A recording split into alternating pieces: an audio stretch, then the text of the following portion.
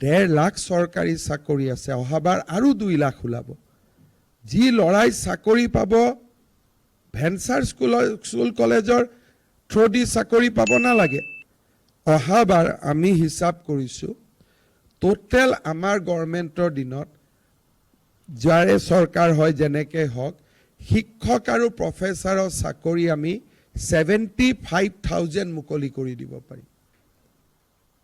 তাৰ মানে কি যে যোনে UGC কোৱালিফিকেশ্যন আছে, যোনে পঢ়া শুনা কৰিছে, তেওঁলোকে চাকৰি নিয়মমতেই পাব। আপোনালোকে আকৰ্ষণ কৰি তেওঁলোকক ভেঞ্চাৰ স্কুলৰ শিক্ষক বুলি ষ্টাম্প এটা মাৰি দিয়াৰ কোনো প্ৰয়োজন নাই।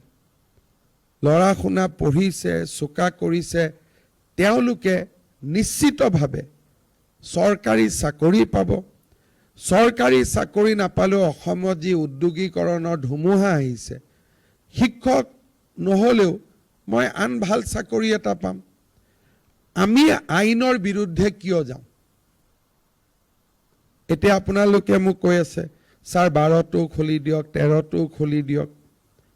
মই খুলি দিলোঁ, কিন্তু গ্যাৰেণ্টি কি 13টো খুলি দিয়াৰ পিছত আপোনালোকে 14-15টো খুলিব নক'ব।